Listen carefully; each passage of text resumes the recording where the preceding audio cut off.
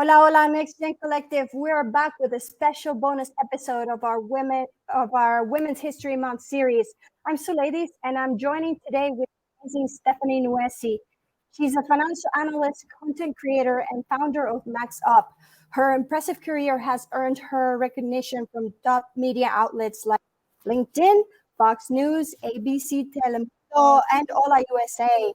She's also spoken at over 600 plus workshops and events Fortune 500 companies, organizations, and worldwide, and inspiring and empowering millions of young professionals. When Stephanie became available, we just couldn't pass up the opportunity to reflect on the next generation of Latinas with her and how we can involve more experienced Latinas in the process. Stephanie, thank you for joining us today and happy Monday. How are you doing today on this beautiful spring morning? Thank you so much for having me. I'm very excited to be here with everyone that's connecting to the live event. And I was very excited when you all invited me for this because I love speaking about my story and what it means to be a Latina and all these different topics that we're going to cover today. So really excited. Thanks for being with us. Let's break the ice a little bit here. Since this is a bonus episode, I'm having a little fun with a quick fire round. So today we're doing a Latin food quick fire round. Are you ready? I'm ready. Tostones or maduros? Tostones. Okay, how about tostones versus yuca? Tostones. All right, you're a tostones lover. I love it. I love it. How about café con leche or iced coffee? Café con leche. What about café con leche or cortadito? Cortadito. Okay. Nice and clean. I love it. I love it. How about empanada or pastelito? Empanada. Okay. Arroz con pollos or picadillo? Arroz con pollo. Me too. My mom makes a great one. All right, let's get into the nitty gritty a little bit. Your company Max Up specializes in helping college students and early career professionals land their dream jobs. What inspired you to start this venture, and what sets your services apart from your other career coaching programs? I think what kind of inspired me to start Max Up back in 2019 was that I was a college student back then, and I was facing a lot of different issues. I didn't know how to write a resume. I didn't know how to do a cover letter, and I was a first gen. So my parents didn't know how to do that. My parents didn't know how the economy worked in the U.S., how recruiting worked. I didn't have anyone to really guide me through how to really get a job, or I didn't even know I needed to get an internship before getting a job. That's kind of like the usual traditional path that college students do before they graduate. And no one told me this. Hmm. And so imagine if I represented one out of millions of other college students who are also first gen, who are also Latino, who also come from non-traditional backgrounds that face the same difficulties and that didn't know or didn't have anyone to guide them through the process. And so I feel like it was my responsibility, right? As I learned through all the challenges and rejections to teach others what I learned through my journey. And that's what inspired me to start Max Up. We started in 2019, 2020, the pandemic happened and they needed the help, right? I don't know if people remember 2020, thousands of college students got their offers rescinded when they work for a year to wait for that offer to start and they suddenly they didn't have anything. And so I think that a lot of college students and early career professionals didn't have necessarily like the help because a lot of career coaching companies that were already established were ready for more like senior and executive professionals. And you hear this often, right? Like, oh, like the CEO or the CFO or this person has a career coach. How about the college student? How about Yeah, the career professionals? I wanted to kind of like path the way for them to also have success. I love it. I love it. Yeah, we need that so much, and mentors and all the good stuff. So Stephanie, you've spoken at over 600 workshops and events. What are some of the key messages that you hope to convey to your audiences, particularly young Latinas? This is a Women's History Month event. Absolutely. Some of the topics that I usually speak about have to do with how to own your identity at work. How do you own your identity everywhere you go? How do you not let your background become your liability and you use that as your asset? The thing is that a lot of us tend to hide who we are um, in any setting that we're in, because we think that our backgrounds are a bad thing, or because we think we're going to be discriminated. And if someone of if people are watching don't follow me yet on LinkedIn, I actually posted about this today. And I'll make this quick story. So I used to work as a table slash food server at a restaurant, right before I got my corporate job, or my first corporate job. And so a lot of people working in retail, they're cookers, they have all these different, I guess, like non-corporate jobs. And sometimes they don't know how to align or put their brand, or how to really like sell themselves to see that they have the value for companies. And so a lot of the conference that I speak about, I talk about how can people really like settled on their brand, and who they are, and how they can really like perform and story tell who they are in the best possible way. And so all of that to say, there are a lot of different topics that can be brought in about like that big umbrella, right? But that's kind of Mhm. like biggest thing that I speak about. So your content has reached millions of people at this point, on social media, everyone you've been featured. What advice do you have for others looking to build their personal brand and grow their online presence? I guess the first thing I would say is that you have to know who is your audience. If you just start creating content for no one, chances are that you're not going to really like get to where you want to be. So Mm. before I even started creating content, I remember that I have specific audiences. I had early career professionals, college students, mid-career professionals, people who were from non-traditional backgrounds, people who went to non-traditional schools, first gens, immigrants, Latinos, people of color. So a lot of different audiences, but they all kind of share like similar stories.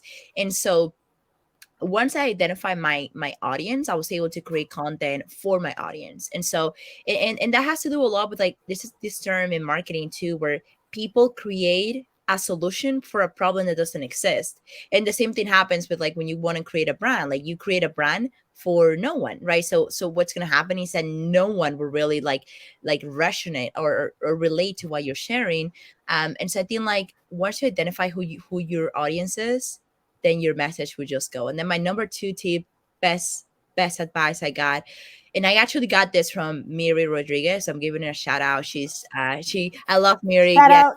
shout out to Miri. She works at Microsoft, and she's a powerful Latina from Venezuela. So Miri has a book called Brand Storytelling. And in her book, she talks a lot about different paradigms of how do you tell your story, and how do you become the best storyteller of your story. A lot of the times people think that creating content or just sharing your story or whatever the case may be has to do with only you sharing. And the truth of the matter is that I speak to people like how I'm speaking to you right now, how I'm having a FaceTime with a friend, how I'm telling someone like, you don't know what happened to me last week. So this. And so people forget about it, the vulnerability and how to be personal when it comes to like creating that content and sharing your story. So brand storytelling and your own storytelling is like the biggest piece of advice I've gotten so far. Amazing. Yeah, definitely. As a marketing person myself, I definitely can identify with the whole message of you need to just tell your story as genuinely as possible. And you're doing the exact same thing right now. And we appreciate that. Genuinity is always very welcome. So bonus question here. You Now that you've spoken in many times, public speaking is one of those very hard to do things. Do you have any advice for people now that you've done it more than 1,000 times? What is the number one advice for public speaking? Yes. So I guess my number one advice for public speaking is just do it. Here's and it's a famous motto out there, but Yeah. really do it, because once you put yourself out there the first time, then the second time or the third time, it's gonna be like so much better as you go, as you go, as you go. And so the more you do it, the better you become at it. It's just like it takes practice. I remember that I used to do a lot of public speaking in my own language, which is Spanish, and then when I was started learning English, it was really hard for me because I was afraid that people would not understand what I had to say. I was afraid that people would judge my accent. I had so many different thoughts on my head. Imposter syndrome kicked in, right? So I had to like step back a little bit and say, there is something and there's a message that I have to share that at least one person here needs to hear it. And when you think about it that way, you don't put your message for like the entire crowd and you think that I need to impress 100 people, but you say I need to impact one person out of this room today. And if you do that, your mission is accomplished. If more people come along, then great. And so that's like my, I guess, my little like mental exercise that I do every time I speak, which is one person from this crowd needs to, be impacted by what I'm going to say. And so it's the same thing that I'm doing right now with this event. If at least one person that's watching or that will watch it eventually gets impacted by this, I think like my mission is accomplished. And so the same thing is for public speaking. Try to do that. Focus on what you have to share, and like it's impossible to beat imposter syndrome or to beat like those negative thoughts that come through our head. Like they're always gonna come one way or another. But the best thing to do is like challenge channel your inner and outer energy. And this is a very interesting topic that I read from a tech talk. It's like your inner energy is like your own motivation, but then your outer energy is kind of like where do you channel energy from, right? So whether that's like reading a book or watching your favorite person or your favorite book, whatever the case may be, channel the good energy and use that for your speaking and anything else you're really doing. 100%, just do it. I feel the same way. I hear about doing this virtual series. I just had to do it because there, women all around are making history, and we just have to highlight them. And if I have to get on camera, I have to get on camera, even though I'm a little bit nervous about it. So here's what we're trying to reflect on this episode is how can more experienced Latinas support and lead millennials and Gen Z Latinas or Latinos? What practical steps can be taken to create a more inclusive workplace? And how can the more experienced generation lead the younger generation who are trying to make strides towards a space in the corporate world? That's an excellent question. And I get this question asked a lot, especially on the conference I go to, because as a Gen Z, right? Like a lot of people want to know how can we support. So some of the things that people can do, number one, become a sponsor. So a lot of the times, Gen Zs and like early career professionals, women in the workforce, don't necessarily know the best ways to do certain things, how to be professional, how to write an email, etc. And a lot of more experienced people do have this knowledge. And so if you identify someone at your company or in your community that you know that need the help and you have the bandwidth at the time, offer to sponsor them, offer to guide them through, because one person that you can impact, that's a whole legacy of other people, because that one person can help others and others, and it just becomes like that networking cycle, right? Where it's like we help someone to help someone else to help someone else, and you don't have to help the entire world, but if you help one person at least, then you're helping many other people. Like I know, like the people that I've helped in the past, they've been able to help others now, and they're in the positions now to help others. And so I like to call this kind of like leaders that create other leaders. And so if you're in a position of power, if you're in a position that you can help others too, and number two goes back to the position of power. If you're in a position of power at your company or in the board or whatever you're in, and you have your voice, use it. So what I mean by that is you have the opportunity to open others for other Latinas, for other women to sit at the same table that you're sitting in. So advocate for that. And number two, if you are in the position to raise your voice for certain things that shouldn't be in one way or another, or if you have your voice to create or incentivize programs that help early careers at your company, raise your voice and make it happen. So those are like maybe seems like smaller things that people can do, but they actually mean and can impact so much, right? And this is just like talking about like if you're at your company, but let's say even outside of your company, right? So if you have the opportunity to join a nonprofit or whatever the case may be, to donate your time to volunteer for the women and the early career professionals that need the help, do it. At the end of the day, it won't take that much from you, but it'll mean so much for the person that you're helping. 100%. Thank you so much for your insights. So since this is a bonus episode and all, I like to take a little bit of time to have a little fun with some of these rapid fires, and one of the things that I wanted to change up is the self-care. So I want to do a little bit of a rapid fire on the self-care as well. So let me know if you're ready, and we'll start a couple of questions. I'm ready. All right. So do you take out or do you do home cooked meals? Home cooked meals. Me too. Physical books or ebooks? Physical books. Yeah, it's nice.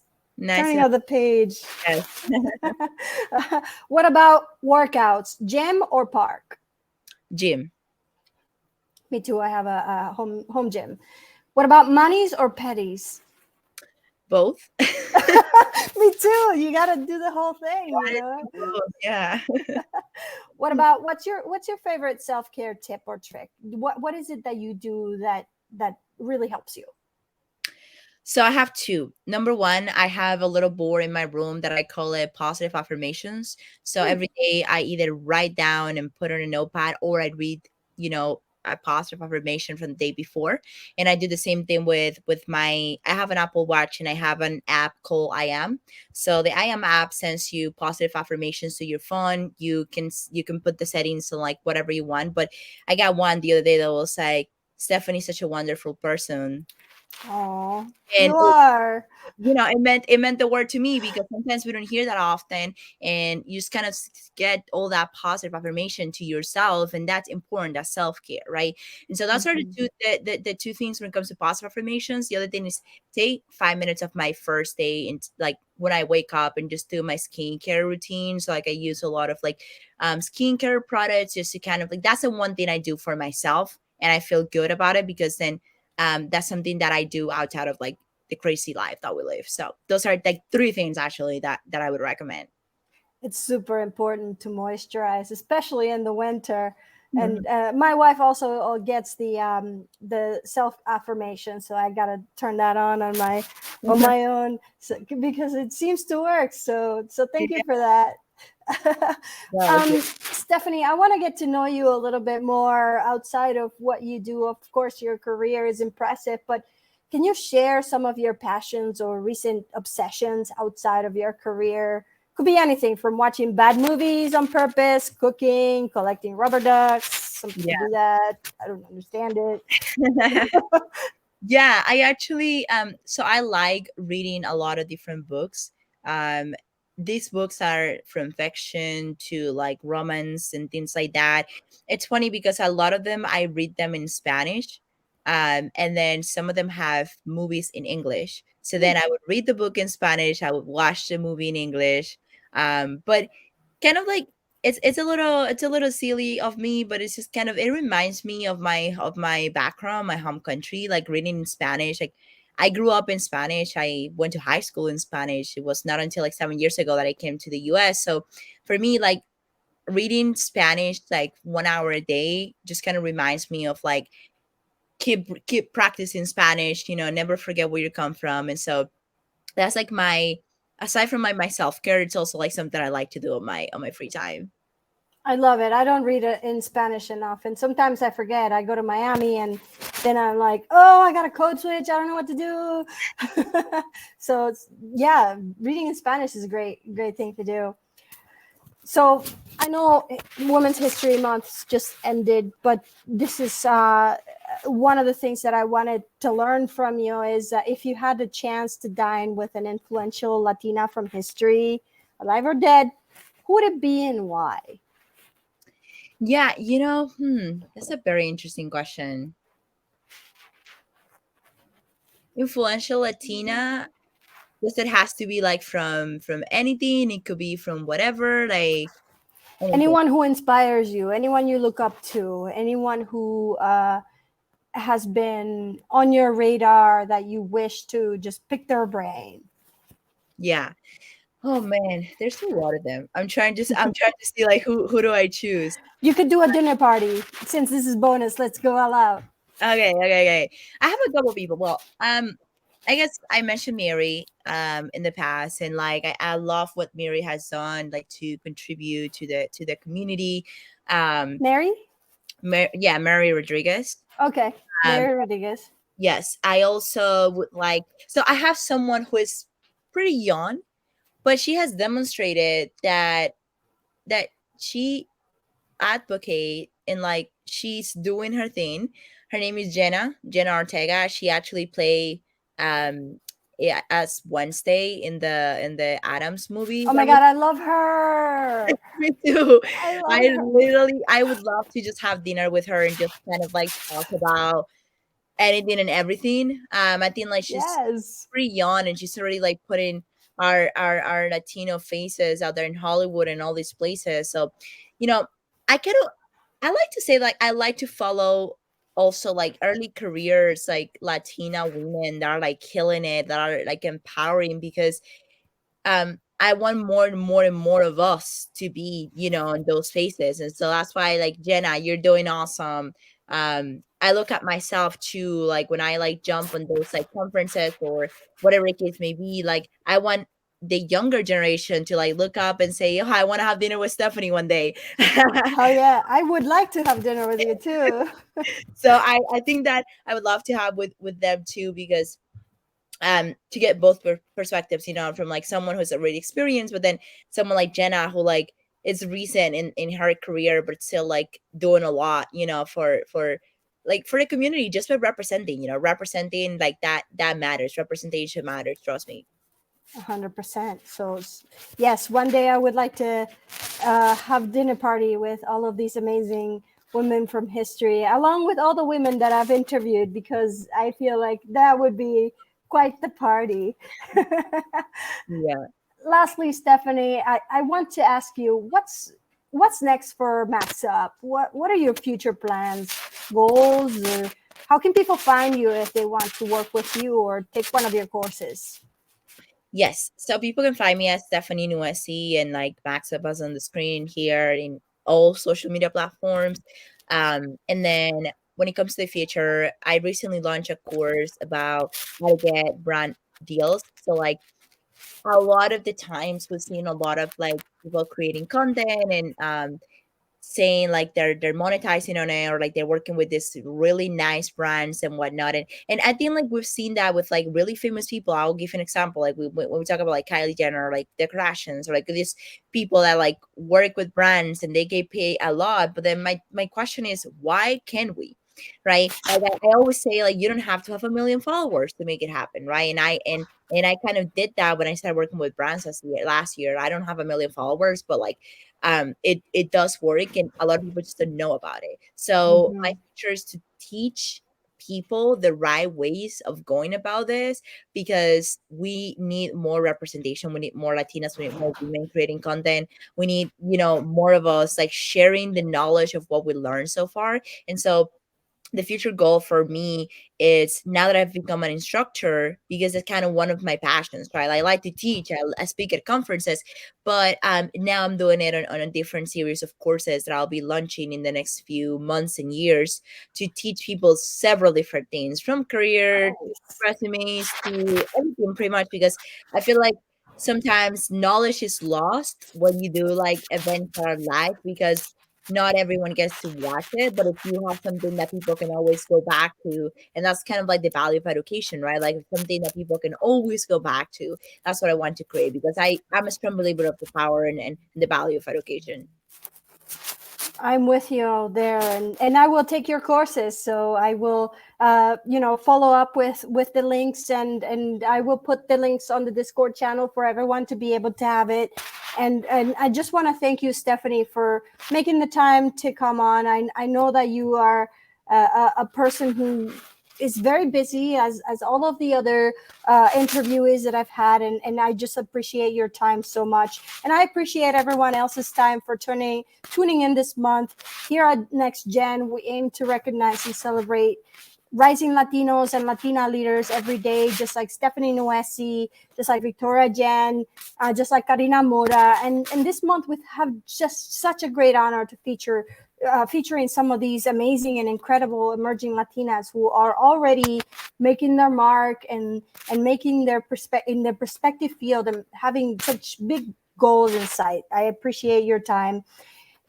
For everyone watching, if you missed our last interviews, don't worry, we have them all on Hispanic Executives YouTube channel. Women's History Month may be ending, but women like Stephanie Nuesi are making history every day, and they continue to make content and give out that knowledge that they've acquired from their trial and error. So we will continue highlighting them and highlighting all of the emerging Latinos and Latinas in our channel. So keep an eye out for our content. Also, remember, we have a Discord server, so to continue the conversation. So join there. We will put Stephanie Nuesi's courses there, and everyone else's are there already. So join there so you can get connections, continue the conversation, and have a great week. Thanks so much, Stephanie. Thanks, everyone. Bye.